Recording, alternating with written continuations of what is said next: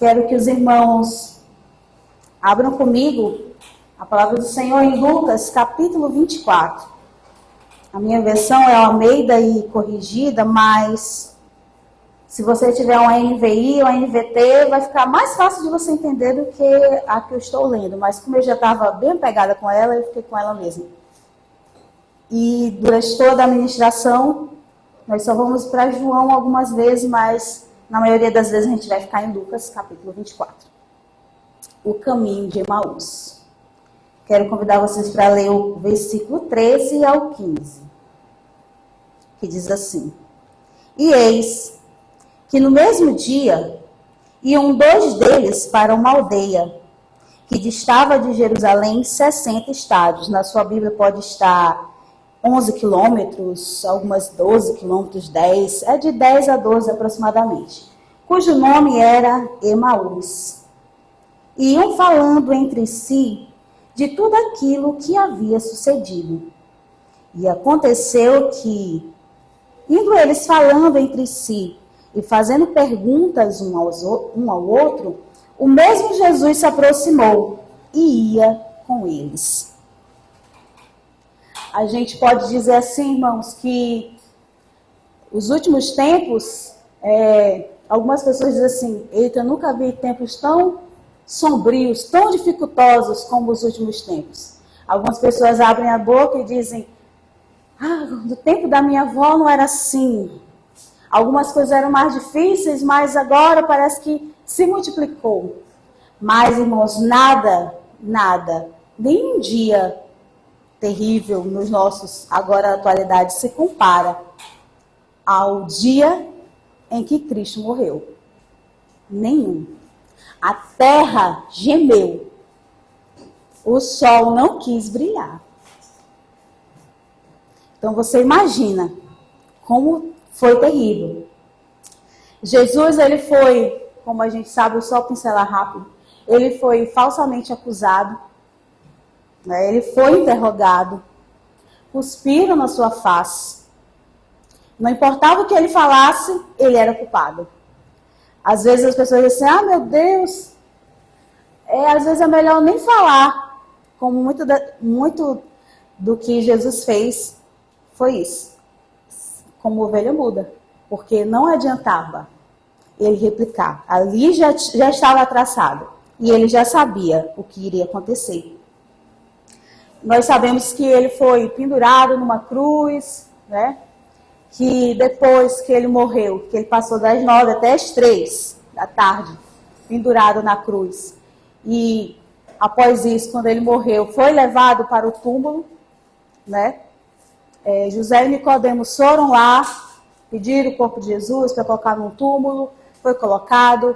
Os soldados romanos, né? O Império Romano colocou lá um selo, colocou guardas para proteger aquele, né, túmulo, tanto dos judeus, né, daqueles que estavam acusando Jesus, como de outras pessoas, porque tinha o perigo de roubarem o corpo. E como tinha uma promessa que eles sabiam que ia se cumprir, às vezes até acredito que eles tinham alguns que acreditavam mais do que os que andavam com Jesus, que aquilo ia se cumprir. E por isso eles deixaram ali, guardados. 3 dias passaram, quando algumas mulheres foram até o túmulo, que você pode ler isso nos primeiros versículos do capítulo 24, narra toda essa passagem das mulheres indo até o túmulo, né, o sepulcro, em algumas versões, e vendo todos os sinais que Jesus não estava mais morto, que ele tinha ressuscitado. Vários sinais. O pano que colocava na cabeça estava dobrado. Como que alguém teria sido roubado, um corpo roubado por ladrões? Ninguém ia lá dobrar um paninho e deixar bem organizado no canto. Não ia, era uma prova. A pedra do túmulo estava removida, era muito pesada. Era outra prova que Jesus tinha ressuscitado. Jesus falou com as mulheres. E essas mulheres foram até os discípulos, e esses discípulos ainda ficaram assim: será que foi mesmo? Vamos lá ver, a gente mesmo. E foram até o túmulo para ver. E é no meio do enredo dessa história, tudo no meio do acontecimento da ressurreição de Jesus, é que acontece esse episódio do caminho de Emaús, né? A gente precisa falar um pouco do caminho de Emaús sobre a geografia de Emaús, porque Emaús era uma vila próxima de Jerusalém. E esses 2 discípulos, que não eram os 12, faziam parte dos 12 discípulos, porque já seguiam a Jesus. Esses 2, que só fala o nome de um, Cleófas, esses 2 já tinham desistido de tudo, então eles iam voltar para onde eles eram de Emaús. Então, voltar a Emaús quer dizer desistir. É dizer que um sonho foi acabado, terminado. Jesus veio até eles enquanto viajavam no caminho para casa. Na caminhada de Jesus com os discípulos, Jesus sempre alertava eles sobre sua morte e ressurreição. Sempre. Só que, como eles não eram capazes de absorver tudo aquilo, muitas das vezes ele falava por parábolas com eles. Ainda assim, ele não tinha ninguém tão bom de parábola para entender as parábolas que Jesus estava dizendo. Algumas eram tão claras que a gente... Tudo bem que a gente já sabe como tudo acontece, a gente olha, mas meu Deus, está aí. E eles não pegaram. Estavam com os olhos vendados. Vamos ver aqui o problema desse caminho de Emaús. Vamos ler o versículo 18 até o 20. Mas os olhos deles estavam como que fechados, para que não o conhecessem. E ele lhes disse, que palavras são essas que caminhando trocais entre vós, e por que estáis tristes? E respondendo um nome era Cleopas, disse-lhe, és tu só peregrino em Jerusalém e não sabes as coisas que nela têm sucedido nestes dias? Ou seja, ele estava dizendo, você é o único de Jerusalém que não sabe o que aconteceu? E aí Jesus disse, que coisas? Quais coisas? O que foi que aconteceu? Eles lhe disseram, as que dizem a respeito a Jesus o Nazareno, que foi um profeta poderoso em obras e palavras diante de Deus e de todo o povo. Percebam no versículo 19. Não era Jesus o Filho de Deus? Eles agora mudaram o discurso. Eles disseram que ele era um profeta poderoso em obras e palavras diante de Deus. Por quê? Porque até o momento, eles não acreditavam que Jesus tinha ressuscitado. E a promessa era que ele ia ressuscitar. Os discípulos de Jesus pensavam que Jesus estava morto. Mesmo que Jesus tivesse dito antes o que ia acontecer, eles nunca entenderiam, porque os olhos deles estavam fechados. Ele explicou claramente os eventos que aconteceriam em Jerusalém. Se você quiser ler comigo, Lucas 18, 31 a 34. E tomou consigo os 12 e disse-lhes, eis que subimos a Jerusalém, e se cumprirá tudo o que pelos profetas está escrito acerca do Filho do Homem, porque será entregue aos gentios e será escarnecido, e injuriado, e cuspido, e o açoitarão e o matarão, e ao terceiro dia ressuscitará. E eles não entenderam nada disso, e essa palavra lhes foi ocultada. Nem conheciam as coisas que foram ditas. Como vocês viram aqui, todo o passo a passo do que ia acontecer, Jesus disse. Exatamente como aconteceu. Mas a gente pode, perdoar os discípulos porque eles não conheciam ressurreição. Essa ressurreição, não, mas espera aí, irmã, eles já tinham visto Lázaro ressuscitar. Mas espera aí, não é igual. Vocês sabem que a ressurreição de Lázaro não é igual à ressurreição de Jesus. Por quê? O corpo de Jesus não sofreu corrupção. O corpo de Lázaro apodreceu e ele voltou à vida. E depois, Lázaro morreu de novo. Ele não ficou lá para estátua, não ficou eterno, não. Ele morreu de novo, como qualquer um de nós. E Jesus não. Uma vez que nem o corpo de Jesus apodreceu, nem um dos seus ossos foram quebrados, ainda por cima, depois que ele ressuscitou, ele vive para sempre. Ele não verá outra morte. O Senhor não conheceu uma segunda morte. Aleluia. Então nós sabemos que os discípulos não entendiam isso, eles não conseguiam compreender. E por isso todos os sonhos, as esperanças que eles tinham estava morto quando eles viram Jesus morrer no Calvário. Porque eles, por mais que Jesus andasse com eles e dissesse, olha, eu estou aqui com vocês, mas vai chegar um momento que eu vou voltar para o Pai. Tá, mas eles acreditavam que Jesus seria aquele revolucionário que ia mudar a história de Israel. Como muitos hoje falam assim, porque Jesus foi um líder revolucionário. Não. Jesus não foi um líder revolucionário nesse quesito político de ser, não. Foi um líder revolucionário espiritual. Ele mudou a nossa história para sempre. Mas isso que os discípulos pensavam não ia acontecer. Vamos continuar. Mas, irmã, esses discípulos de Emaús, que estavam lá caminhando, e estavam falando com o próprio Jesus, como eu sei que vocês já leram essa passagem muitas vezes. Estavam caminhando com o próprio Jesus. Eles sabiam que Jesus tinha ressuscitado? Sim, eles já sabiam, mas não acreditavam. Porque algumas mulheres já tinham, como eu falei no começo do capítulo 24, algumas mulheres já tinham ido lá no túmulo, no sepulcro, e já sabiam que Jesus tinha ressuscitado. Está bem aqui no versículo 4.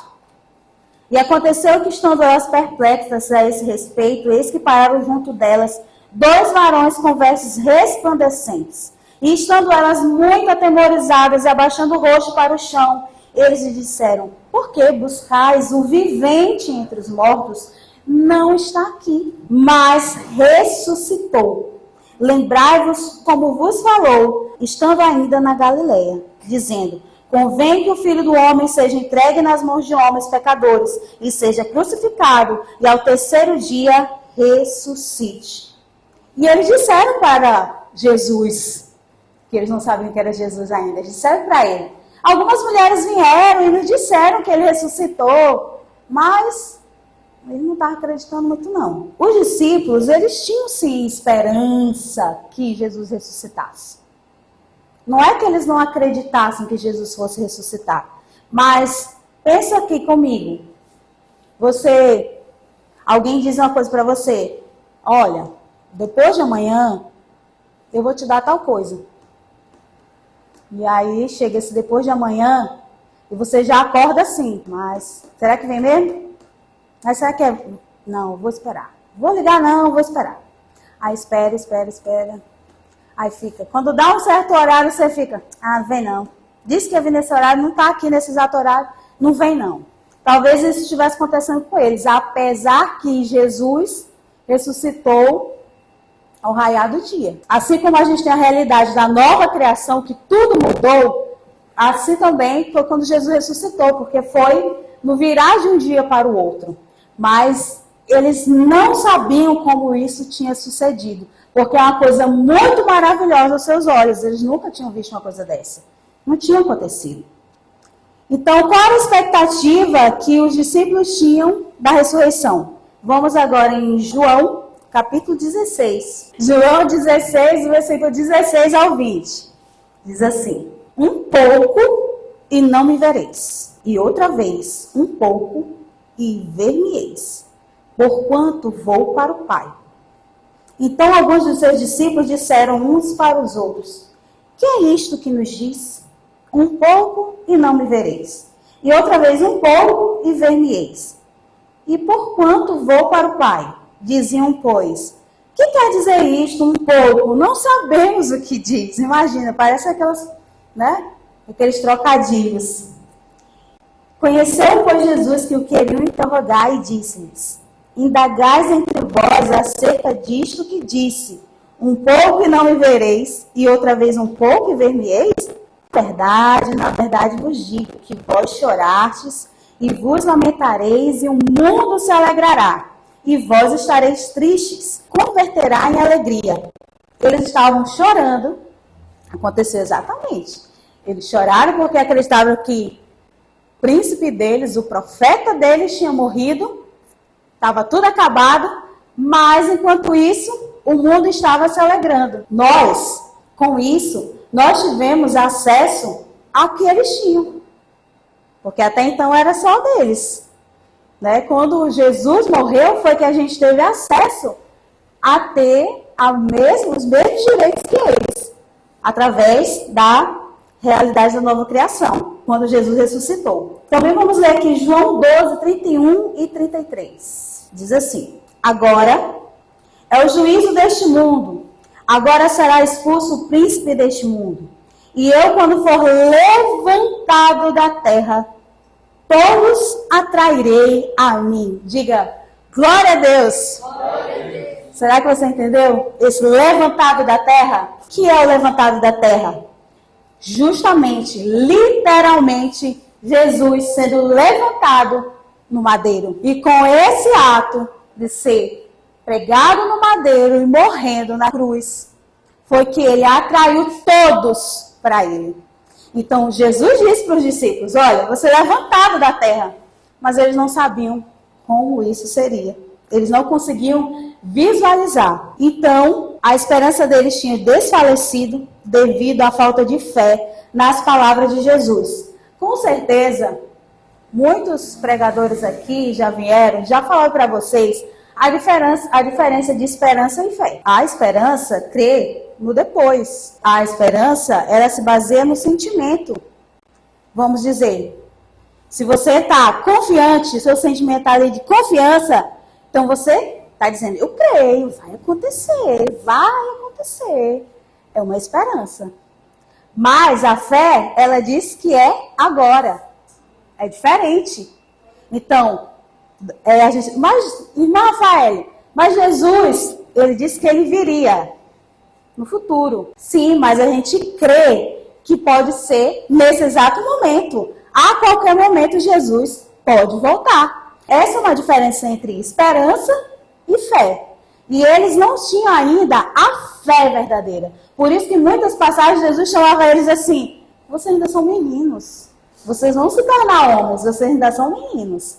Mesmo eles comendo com Jesus, andando com Jesus, vendo os milagres de Jesus, eles ainda eram meninos, ainda não conheciam e não tinham fé verdadeira naquele que tinha sido enviado para nos salvar. Aí você diz, mas se fosse se eu tivesse essa oportunidade de andar com Jesus, ouvir da própria boca dele, ver os milagres que ele fez assim na minha frente. E você não vê não hoje? Através de nós? Você não vê? Quando no meio da igreja há um operar de Deus, é Jesus. Amém. Quando no meio da igreja há uma cura, é Jesus que está curando. E ainda mesmo assim há pessoas que preferem se afastar e não crer da mesma forma. Então, não julgueis para ser julgados. Cuidado. O problema não era que Jesus tivesse morrido, mas sim que seus discípulos não acreditavam que ele estava vivo, como a gente pode ver em Lucas, no versículo 21 ao 24, que diz: e nós esperávamos que fosse ele o que remisse Israel. Mas agora, com tudo isso, é já hoje o terceiro dia desde que essas coisas aconteceram. É verdade que também algumas mulheres entre nós nos maravilharam, as quais de madrugada foram ao sepulcro. E não achando o seu corpo, voltaram dizendo que também tinham visto uma visão de anjos, que dizem que ele vive. E alguns dos que estavam conosco foram ao sepulcro. E acharam ser assim como as mulheres haviam dito. Porém, não o viram. Eu vou explicar essa parte. Vocês sabem que Tomé não estava lá, logo na primeira vez que ele encontrou um discípulo, Tomé não estava lá. Por isso que depois vai ter a passagem que Tomé diz, só se eu ver. Então aqui também, esses dois discípulos que estavam indo para Emaús, eles também não acreditavam porque eles não estavam vendo. E hoje também, muitas pessoas, elas dizem acreditar, mas elas ainda não têm fé, convicção no seu coração. Porque elas ainda querem ver pelo natural. Só o natural. E essas coisas são espirituais. Você tem que acreditar com o seu coração. Quando você, como sempre é dito, porque quem foi? Foi a irmã Josi que disse. O pastor Bani sempre dizia, se você estiver cansado de ouvir isso, vai ouvir de novo. Vai ouvir de novo. Quanto mais uma coisa é dita, quanto mais a palavra de Deus é dita, mais ela é implantada no seu coração. Eu sempre gosto de dizer, eu como professora, eu não queria que ninguém viesse me envergonhar por eu falar errado ou escrever uma coisa errada. Então, eu disse, não, é inadmissível, eu, como professora, estar escrevendo tão errado, ou falando errado, eu não aceito isso. Aí eu ficava igual uma louca. O Jacques ficava rindo de mim, ele dizia assim, menina, para com isso. Porque eu fazia assim, isso é para mim fazer. Não, é para eu fazer. Aí me corrigia. Toda vez que eu conjugava o verbo errado, aí eu voltava e fazia o certo. Se você experimentar fazer isso, não só com português, qualquer coisa da sua vida. Ah, eu errei nisso aqui. Eu errei, como é que eu acerto? Ah, é assim. Tenta. Não, eu errei de novo. Tenta acertar de novo.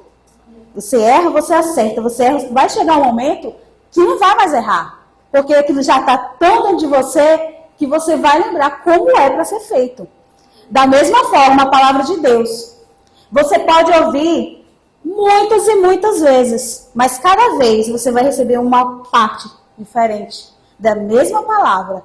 E quando você vê, ela vai estar saltando da sua boca. Você vai pensar, vai conversar com alguém, quando vê, um versículo vai fluir.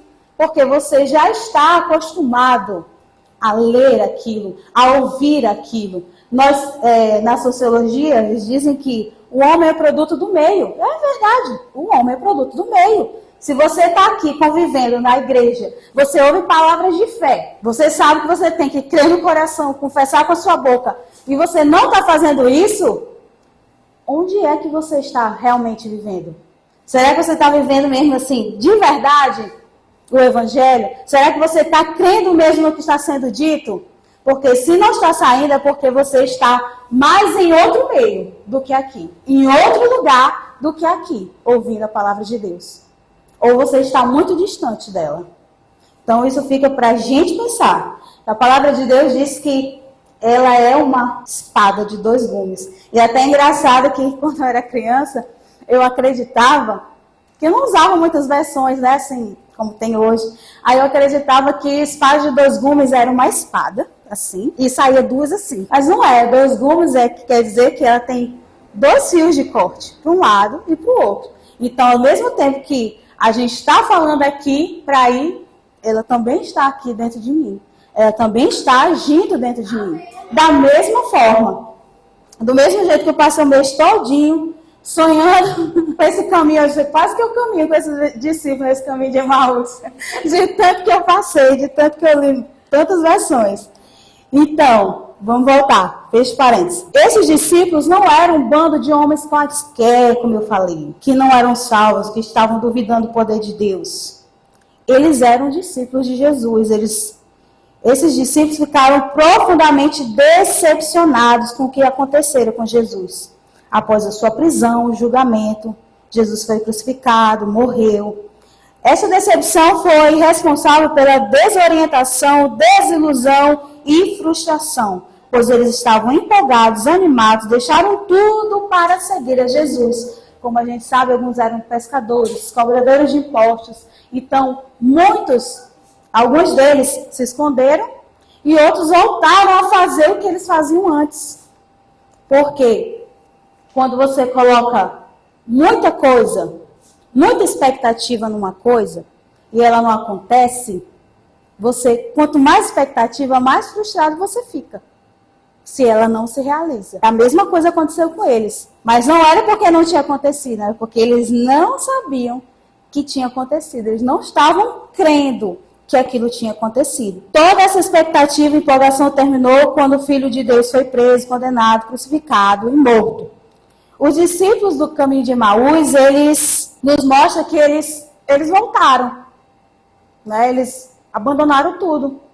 Algumas pessoas também fazem isso. Elas vêm com uma expectativa, às vezes errada, né, para a casa do Senhor, aí não colocam a expectativa deles em Jesus e por vezes eles preferem voltar. É como o porco que volta aos seus dejetos. Ele volta a comer aquilo que não era mais dele, que já tinha passado, não era mais para voltar para aquilo. Então os discípulos estavam fazendo isso, eles estavam voltando. Vamos voltar aqui, vamos pegar nossa rede de volta, vou pescar que é melhor, como eu já ouvi até um dia desse. Uma pessoa disse assim, é melhor cuidar das minhas galinhas. Na mesma hora que falou, eu lembrei disso aqui, das redes. Senhor Jesus, tenha misericórdia, que ele ache o caminho de novo, porque o nosso, sem estar no caminho de Jesus, não tem nada que preste. Se você não estiver no caminho de Jesus, os outros caminhos são caminhos de morte. E ninguém pode se achar o tão forte o suficiente que não possa cair. Nós somos suscetíveis a cair. Para que a gente não venha cair, se jogar, né? Se jogar no pecado, não é cair, porque ninguém cai assim, peraí, eu tô bem aqui. Cair no buraco do pecado. Não, você que vai. Para que isso não aconteça, a gente tem que estar mais próximo de Jesus. No entanto, esses discípulos, eles não sabiam que o melhor de Deus estava por vir. Aleluia, aleluia. Já era o terceiro dia. Não tinha acabado. Pelo contrário, estava só começando. Este foi um dia de regozijo. Eles estavam chorando, mas era um dia de regozijo. Este era um dia de triunfo, mas eles estavam tremendo. Era um dia de cantar e gritar, mas eles estavam tristes. Um dia em que a realidade da nova criação nos alcançou, mas eles não sabiam disso.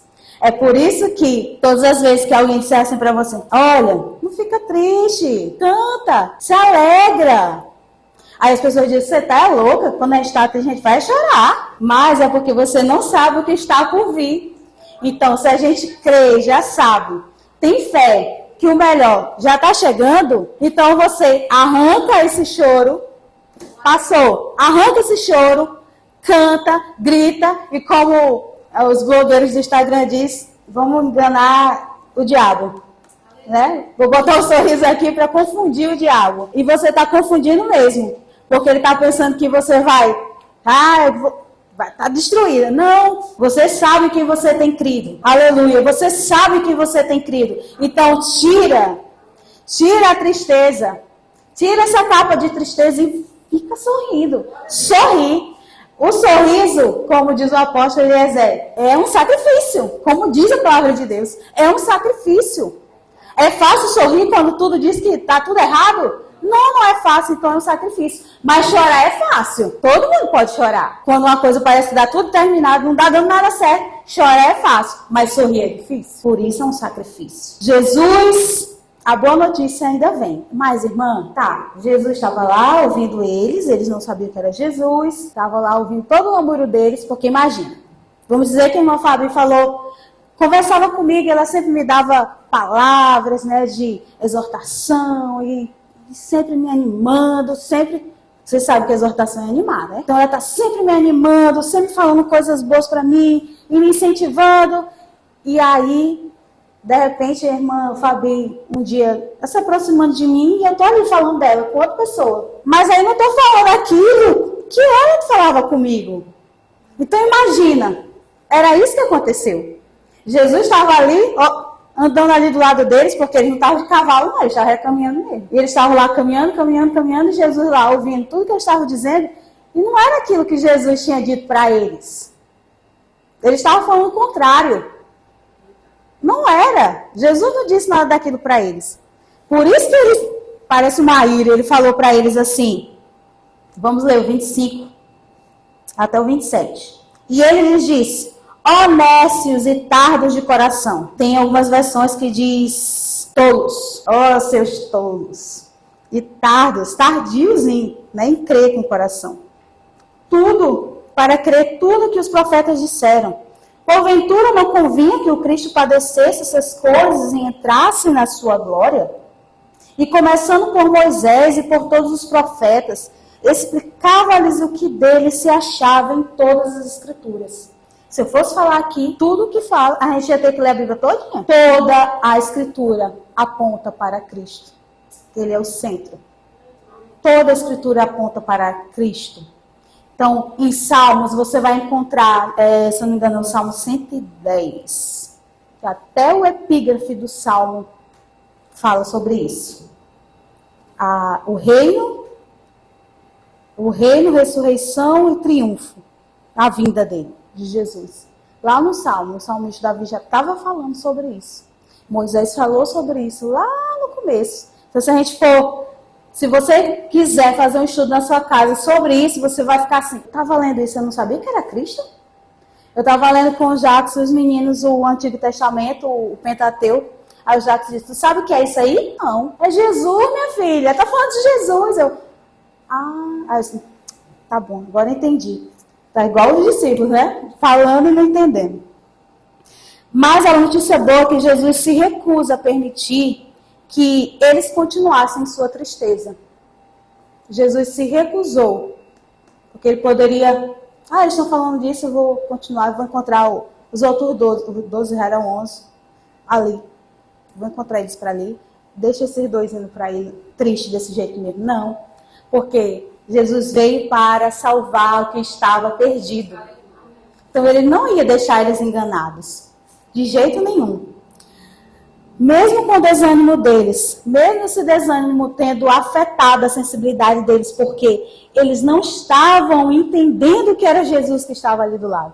Jesus não estava com outro corpo, nem de outro jeito. Ele estava com o corpo dele, mas eles não estavam. Ele estava tão assim imersos, eles não estavam compreendendo que era Jesus. Assim como após a ressurreição, Jesus caminha com os discípulos que retornam a Emaús, o Senhor entra na nossa caminhada para abrir os nossos olhos, ensinando a lembrarmos das Escrituras, para nos animar para a missão. Porque se você fizer a leitura, Lucas 22, 23 e 24, você vai ver que esses 3 capítulos vai falar do que aconteceu antes do julgamento, no caso no julgamento, de Jesus, na morte, na ressurreição, e depois a missão, que foi entregue. Então, Jesus os animou para completar a missão. Lembra que ele tinha dito, a gente leu lá em João, que depois que ele fosse levantado da terra, ele ia atrair a todos? Não era uma coisa assim, automática, não. É feita através de cada um de nós. Até hoje. As pessoas são atraídas através de Jesus em nós. Esses homens precisavam reavivar seus corações. Antes eles esperavam grandes coisas de Cristo, mas agora eles apenas diziam coisas boas sobre ele. Antes eles esperavam que ele realizasse grandes milagres, mas agora eles duvidavam da sua ressurreição. Antes eles estavam emocionados com o poder e a presença de Cristo, mas agora eles estavam arrepiados por sua própria incredulidade. Como eu disse anteriormente, não fique só na emoção. Quando você vem ao culto, ou quando você está assim, na presença, assim, em uma reunião de comunhão, não fique só na emoção, aproveite. Aproveite aquele momento para ser mais e mais fortalecido, para incendiar o seu coração. E aí, não vai ficar só com o domingo. Imagina eu que eu estou lá em Castanhal, aí vem quase um mês, ou se não é mais de um mês, para vir aqui. E se eu não me expusesse a palavra de Deus, e se eu não ficasse lá no YouTube, vou assistir o culto. Não tem o culto de Ananindeua, né? Mas tem o culto da sede, tem o culto de outras igrejas, e eu fico lá assistindo. Eu e minha mãe, que a minha mãe ela é obrigada a escutar. Ela vai ter que ser discipulada de todo jeito. E a gente escuta várias pregações, então todos os dias a gente está sendo alimentado pela palavra de Deus. Todos os dias. E eu desejo isso para a sua vida. Que você saia daqui e amanhã você continue incendiando seu coração. Continue incendiando seu coração. Coloca como, eu até repostei Clícia, né, que é a esposa do nosso supervisor, que ela disse, coloque desde cedo uma música. Vai ouvindo e vai se enchendo. E aí, se você faz isso desde cedo, o resto do seu dia, ele vai ser bem melhor. Experimenta. Se você já amanhecer reclamando, gritando, fazendo qualquer outra coisa, seu dia já vai ser do mesmo jeito, piorando, só vai piorando, piorando, piorando. Mas se você fizer o contrário, vai ser totalmente diferente. Eu garanto a você, porque isso acontece comigo. Logo no começo, vou dar uma pausa aqui de novo. Logo no começo, quando eu estava com a minha mãe, alguns irmãos sabem que ela é acamada e ela não consegue se comunicar muito bem com a gente. E muitas das vezes, quando passava a noite todinha acordada, às vezes acordando várias vezes, e às vezes eu ficava, meu Deus, me dá paciência e continua aumentando o meu amor para que eu consiga cuidar da minha mãe da forma correta. Porque não é fácil. Aí eu ficava, meu Deus. Aí eu olhava, quando eu me levantava, que acendia a luz, que eu olhava para ela, tava sorriso do tamanho do mundo. Da mesma hora aquilo era em mim. Aí ela que tá deitada. Ela que não pode dizer o que ela quer. E ela tá sorrindo. E a gente fica, ai meu Deus, só pensando em nós mesmos. Então, por isso também, eu estou sempre colocando louvores no quarto, sempre colocando a palavra de Deus, porque ela sempre produz algo. E a palavra de Deus sempre funciona. Sempre funciona. Quantas vezes eu colocava o termômetro nela e ficava, ai meu Deus, vai dar febre. Aí ficava. Aí dava mesmo, tava com febre. Até que um dia eu peguei, mas rapaz, eu tô fazendo tudo, eu não aprendi desse jeito não, para ainda. Tá errado isso. Aí eu comecei, mãe, não tem febre no seu corpo não. Aí eu olhava, ela ficava assim, com o olho murchinho. Tem febre aí não, mãe. Bora se alegrar. Ó, se a senhora ficar triste, eu vou ficar triste, não vamos se alegrar. E vai passar isso tudo. Aí colocava lá o termômetro nela, olhava, pegava assim, 37, mãe, 37, tá vendo? Não é febre. Ela sorria. E graças a Deus, faz uns bons meses que nenhuma febre, nenhuma infecção tem chegado até ela. Amém. Aleluia. E eu sei que é o poder de Deus agindo na vida dela. Amém. Então, quando você começa a confessar aquilo que você aprende, as coisas mudam. Aleluia. Não fique só ouvindo, não. Confesse também. Fala, que as coisas mudam. Vamos observar o que Jesus fez, já que a gente está lendo todo o capítulo, 27 até o 31. Vamos ler o 28. E chegaram à aldeia para onde iam, Emaús. E ele fez como quem ia para mais longe de Jesus. Eles foram chegando, Jesus continuou e eles, não. Fica aqui com a gente.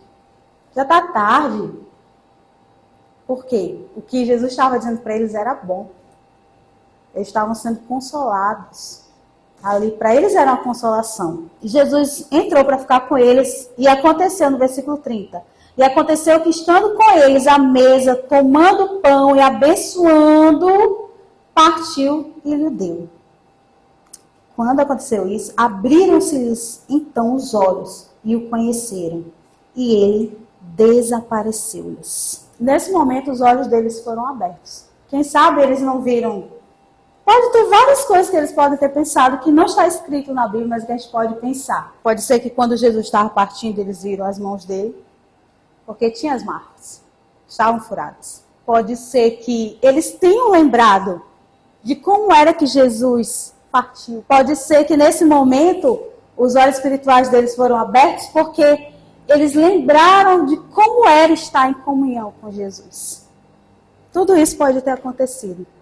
Aos mais naturais, pode pensar que foi as mãos que eles viram furadas. Aos mais espirituais, nós podemos dizer que eles sentiram, eles perceberam no espírito deles que era Jesus, porque fazia da mesma forma que ele fazia. Que coisa maravilhosa.